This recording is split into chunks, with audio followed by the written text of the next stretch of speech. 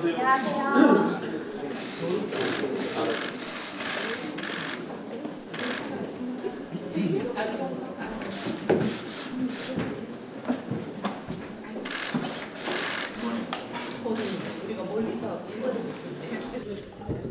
예, 자리를 정돈해 주시기 바랍니다.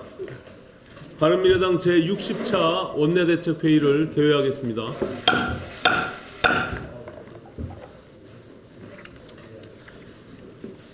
정기국회가 조국 사태로 인해 시작부터 파행을 겪고 있습니다.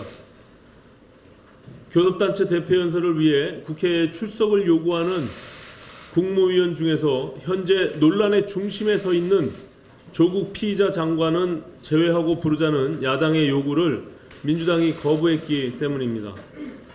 문재인 대통령이 국민적 반대를 무릅쓰고 장관 임명을 강행하고 이에 대해 야당은 임명 철회와 즉각 퇴진을 요구하면서 여야 간 극단적인 대립이 재현된 상황입니다.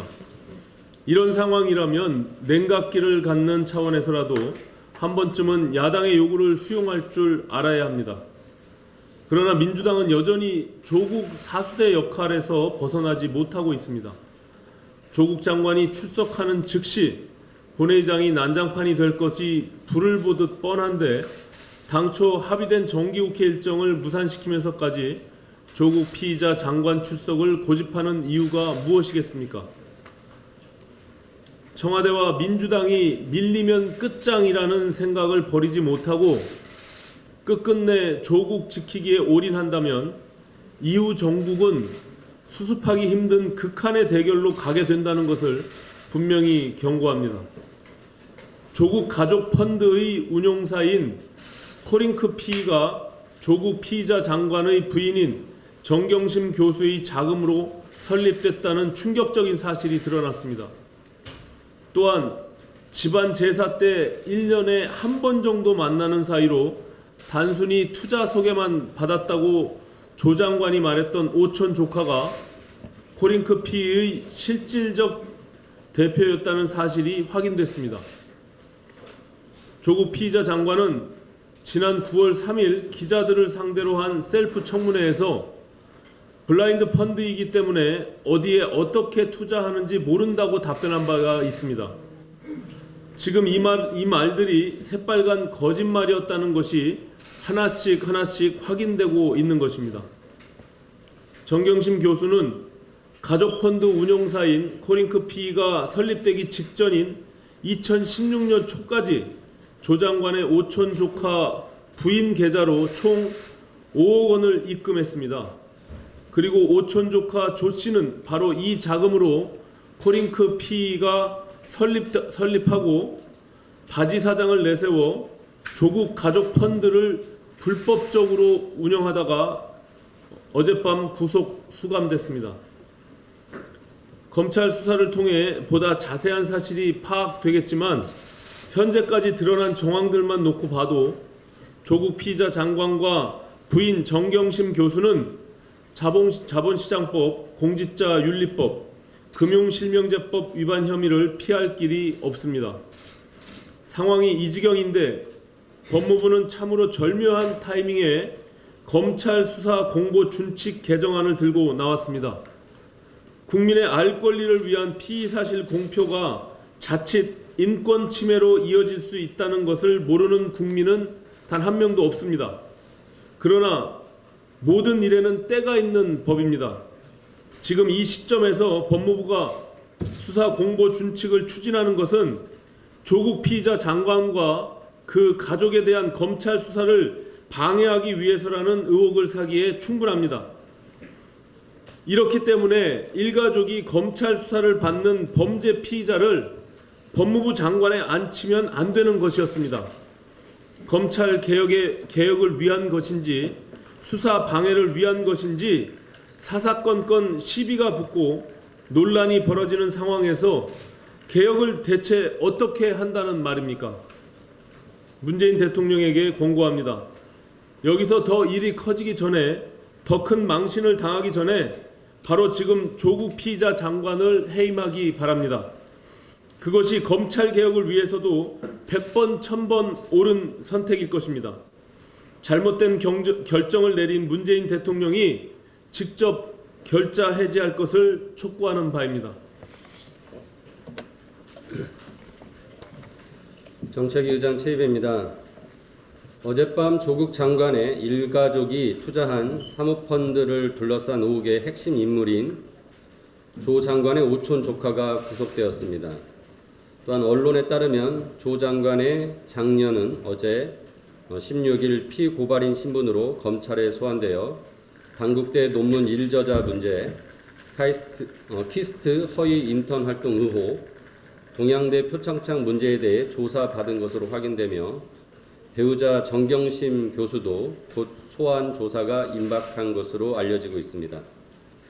이렇게 조 장관의 가족이 줄줄이 검찰 조사를 받거나 받을 예정인 가운데 정부와 여당은 내일 당정 협의를 열어 검찰이 수사 중인 사안에 대해 피의 사실 공표를 엄격히 제한하는 형사사건 공개금지 등에 관한 규정을 협의할 계획입니다.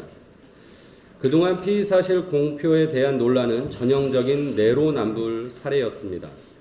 박근혜 정부나 한국당의 수사에 대해 피의 사실 공표를 민주당은 정쟁으로 활용했고 한국당은 불법이라며 정보 누설자를 색출하고 처벌하라고 했습니다.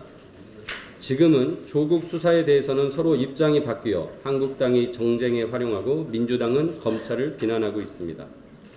결국 민주당과 한국당은 내 편에 대한 수사라면 피의 사실 공표가 안 되는 것이고 반대편의 수사를 하는 경우에는 국민의 알 권리가 우선한다고 내로남불했던 것입니다. 이제라도 피의 사실 공표는 법이 정한 대로 원칙적으로 금지되어야 하며 국민의 알 권리 충족의 필요성 등 불가피한 경우에 한해 최소한 허용되어야 할 것입니다. 그러나 어제 공개된 초안은 도입 시기나 내용 면에서 모두 적절하지 않다는 평가를 할 수밖에 없습니다. 그 이유는 조국 장관이 추진하기 때문입니다. 먼저 해당 규정은 박상기 전임 법무장관이 마련했음에도 조국 장관의 수사 때문에 공정성 시비가 생길까봐 추진을 유보했던 사안인데 조국 장관이 추진하겠다고 나선 것입니다. 내용이 아무리 좋더라도 결국 검찰 개혁의 시작이 내 아내와 내 딸의 인권부터 지켜야 한다라는 오해와 평가를 받을 수밖에 없는 것입니다. 둘째, 조국 장관 관련 보도에서 드러나듯이 언론에서 자체 취재 후에 보도하는 경우를 수사기관이 정보를 유출한 것이라고 보고 민주당은 검찰을 맹비난했습니다. 이런 상황에서 법무부가 수사 검사 등을 감찰하는 경우 수사를 위축시킬 수 있고 심지어 수사 개입까지 이루어질 수 있습니다. 즉, 조 장관이 자신과 가족 수사를 방해할 우려가 있다는 것입니다. 마지막으로 2010년 현재의 수사 공보 준칙 제정 당시에는 법무부가 언론, 학계, 시민단체, 법조인 등 다양한 의견을 수렴하여 수사공개제도 개선위원회를 설치해서 의견을 수렴한 과정을 7개월간을 거쳤습니다. 그러나 현재 법무부는 대검에 비공식적으로 의견을 물어본 것이 고작이라고 합니다. 또한 피의사실 공개 경위를 확인하는 과정에서 언론의 자유를 침해할 소지가 있다는 점에서 현재의 초안은 반드시 수정될 필요가 있어 보입니다. 그러나 이렇게 수정될 사안을 서둘러서 조국 장관이 추진하는 것은 본인의 수사부터 새 훈령을 적용하고자 하는 의도로밖에 평가받을 수밖에 없습니다. 바른미래당은 지금 이 시기에 형사사건 공개금지 등에 관한 훈령 제정은 매우 부적절하다고 평가하며 정부와 여당은 조국 장관 가족의 수사가 마무리될 때까지 훈령 추진의 시기와 내용 조정을 해서 불필요한 오해를 불식시켜야 할 것입니다. 그리고 꼭 해야 할 검찰 개혁을 하면서도 개혁 반대편에 공격의 빌미를 주고 개혁을 좌초하게 할 우려가 있는 피의자 신분의 조국 장관이 과연 검찰 개혁의 적임자인지 본인과 대통령은 재고하시기 바랍니다.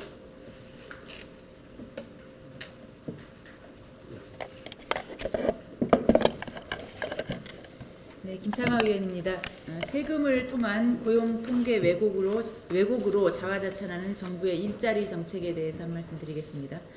지난 15일 황덕순 청와대 일자리 수석은 8월 고용 동향 브리핑에서 많은 분들의 예상을 뛰어넘는 고용 지표, 8월 기준으로는 경제활동 인구 통계 작성 이후 가장 높은 고용률, 실업률도 2011년, 12년, 13년 이후 가장 좋은 숫자라며 자화자찬을 늘어놨습니다.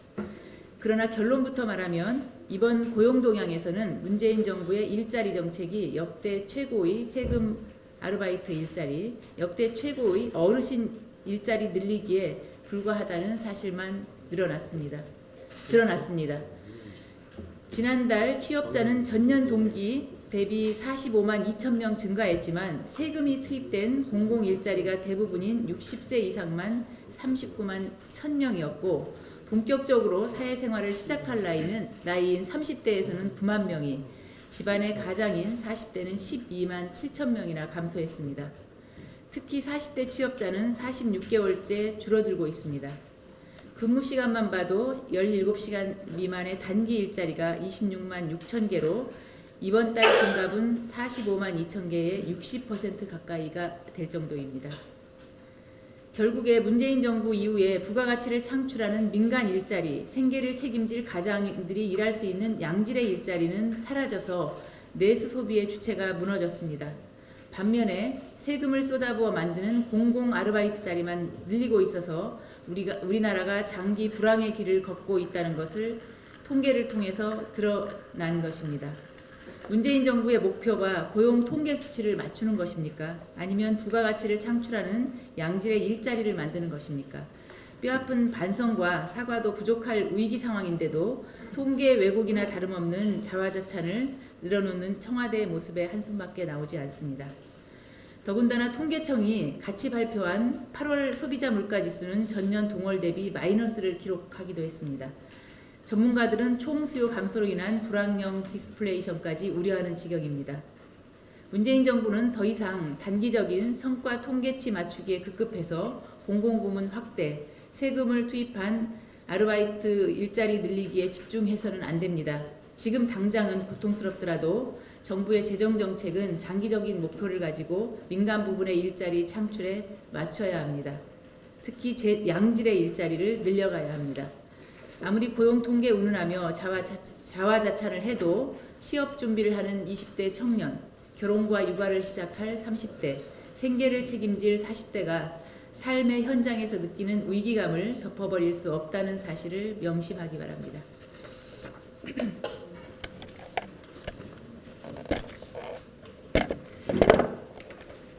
네,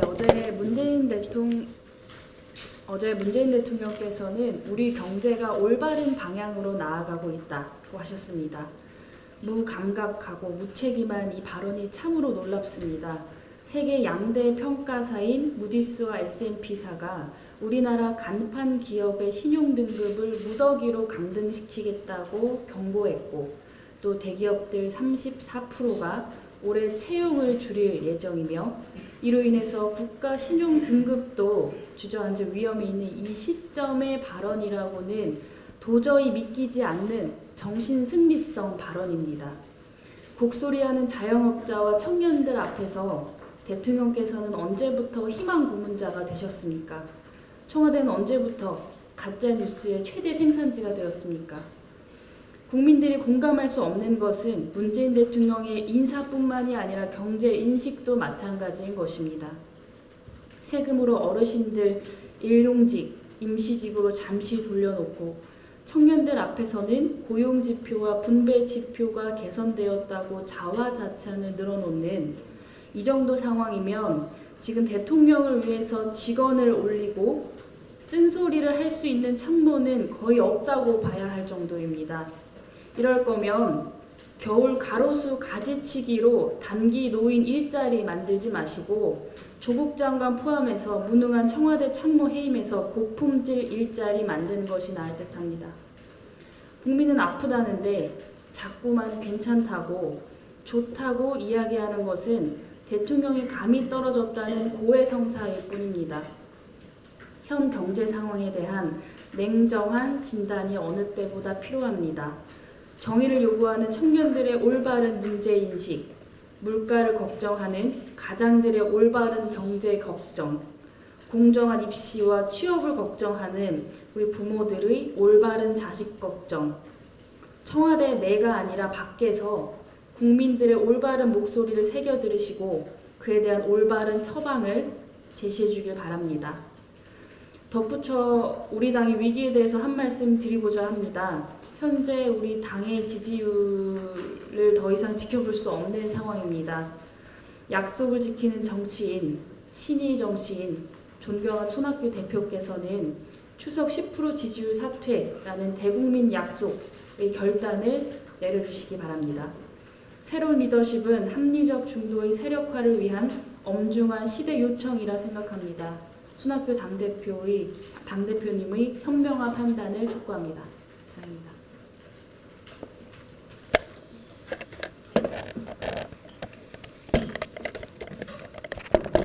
아주 짧고 간단하게 한 말씀 드리겠습니다. 앞서 김수민 최고위원께서도 발언을 하셨는데요. 추석 연휴가 끝났습니다. 손학규 대표가 이제는 약속을 지켜야 하는 시간이 된 것입니다. 드릴 말씀은 많습니다만 새로운 리더십을 세우고 그 리더십이 새로운 비전을 제시하여서 우리 바른미래당이 미래와 희망을 다시 꿈꿀 수 있기를 기대해 봅니다. 반드시 약속은 지켜져야 합니다. 이상입니다.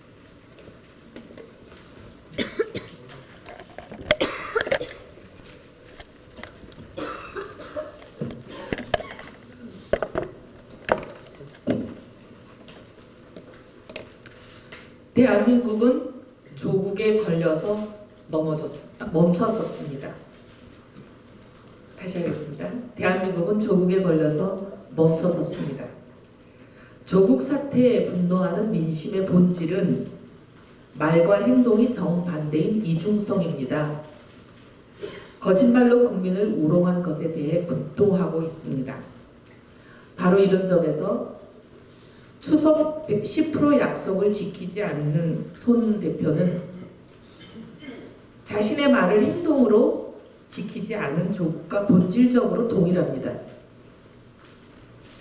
그런 손 대표가 조국 퇴진을 외치는 것은 자기 얼굴에 침 뱉기입니다.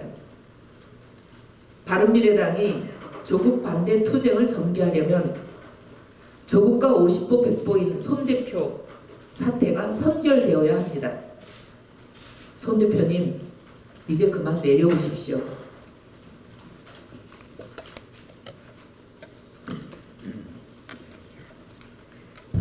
어제 원자력안전위원회에 따르면 시중에 판매되던 속옷, 소파, 이불 등 신체 밀착형 제품 8,000여 개에서 안전기준치를 초과하는 라돈이 검출되었습니다. 이 중에는 우리 아이들이 피부와 호흡기에 직접적으로 닿는 유아용 베개 등이 포함되어 있으며 일부 제품에서는 안전기준을 약 30배까지 초과하는 것으로 알려졌습니다. 온 국민을 라돈 포비아에 빠지게 만들었던 라돈 침대 사태가 발생한 지 1년 4개월이 지났음에도 여전히 라돈으로 인한 안전 문제는 해결되지 않고 있는 것입니다. 현재 판매된 8,149개 제품 중 업체가 자발적으로 나서서 수거한 것은 831개 뿐입니다. 나머지 7,000개가 넘는 제품에 대해서는 아직 수거 명령조차 내려지지 않았고 수거 명령이 내려진다 해도 이미 소비자가 구매 사용한 제품들을 추적해 수거하기란 현실적으로 어려운 실정입니다. 지난해 저는 제2위 라돈 침대 사태를 방지하기 위해서 원료 물질 및 공정 부산물을 사용한 가공 제품을 제조 수입하는 자에 대한 등록 의무화를 내용으로 하는 생활주변 방사선 안전관리법 개정안을 발의해 통과시켰습니다. 하지만 소급 적용이 되지 않기 때문에 법 시행일인 7월 16일 이전에 제조 판매된 가공 제품들에 대해서는 추적 관리에 어려움이 있습니다.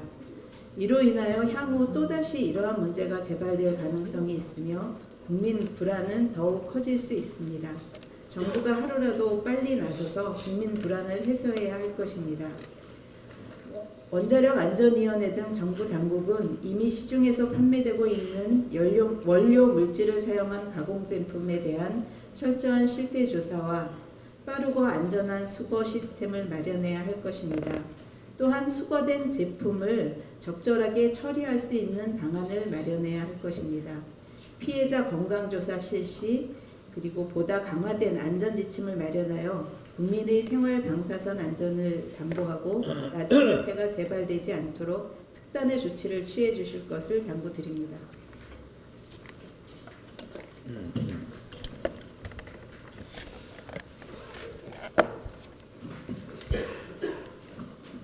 오늘 아침에 나와보니까 이 앞에 걸려있는 조국 사퇴, 조국 국조, 군조 종이, 이 피켓을 보면서 참담한 마음을 금할 수가 없습니다.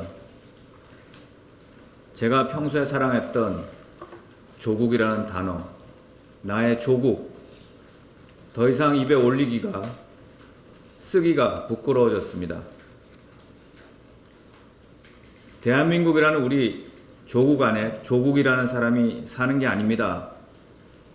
우리 국민들은 똑같이 느낍니다. 조국이라는 사람 안에 또 다른 조국이 살고 있다. 그런 이중적이고 언어 도단인 위선적인 그 태도의 조국 장관은 빨리 물러나는 게 맞습니다. 또 문재인 대통령도 본인이 취임할 때 우리에게 희망과 기대를 안겨주셨던 평등과 공정과 정의라는 대국민 약속을 쓰레기통에 내팽개치셨습니다. 두 분 똑같은 분들입니다. 그런데 그렇게 국민과 약속을 또 쓰레기통에 내팽개친 분이 또 계십니다. 부끄럽게도 이 당의 대표라고 하는 손학규 대표입니다. 추석 때 10%가 안 되면 스스로 물러나겠다고 약속을 하시고는 이제는 우리들이 도와주지 않아서, 저희들이 도와주지 않아서 그 약속을 지킬 수 없었으니 그 약속은 파기다. 이렇게 언어 도단적인, 위선적인, 국민을 우롱하는 얘기를 또 하십니다. 본인의 무능하고 구태한 그런 실종된 리더십 탓으로 돌리지 못하고 남 탓하는 그런 분을 모시고 우리는 이 당을 계속 이끌고 가기 어렵습니다. 우리 손학규 대표님, 이제는 사퇴하시고 이 당이 왜 만들어졌는지 당당 정신에 입각해서 당이 제대로 갈 수 있도록 도와주시길 바랍니다. 쓰시던 입을 내어드리겠습니다. 계시던 곳으로 돌아가 주시길 부탁드립니다. 이동석 의원입니다.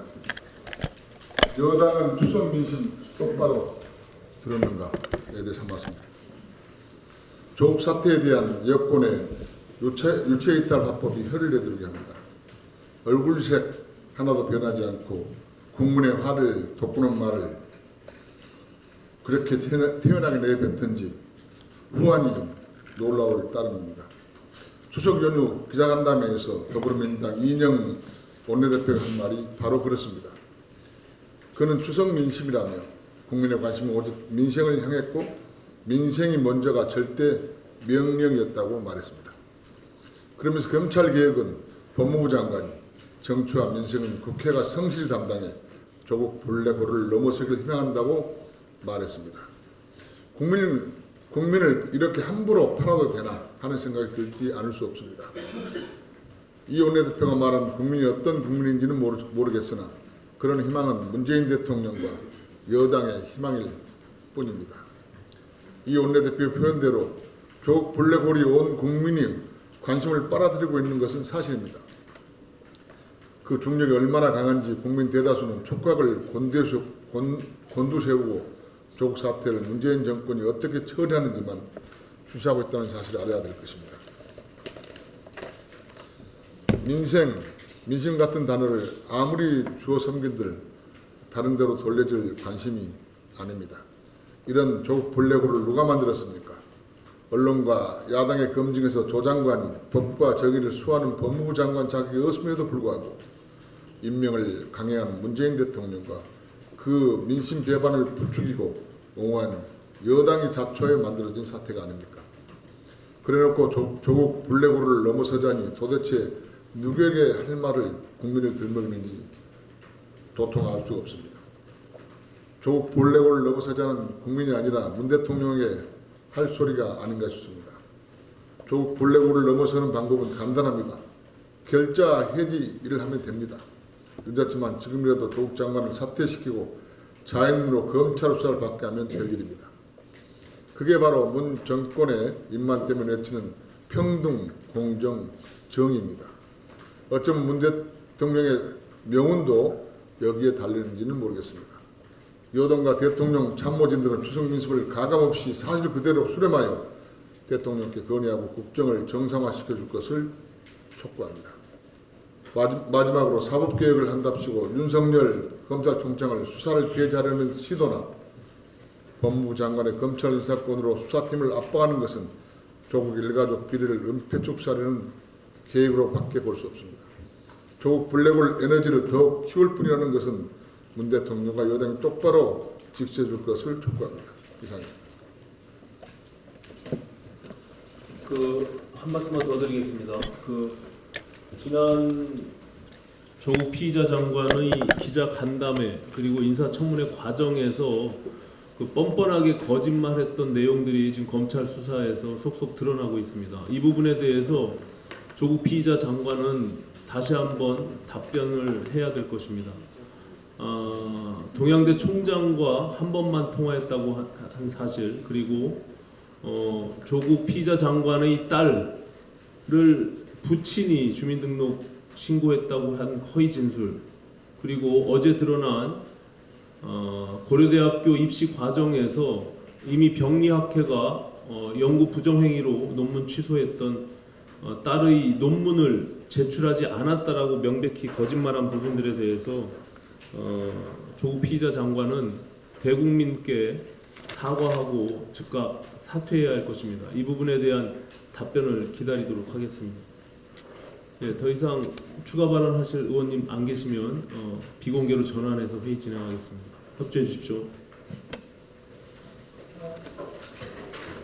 안 냈다고 했었나?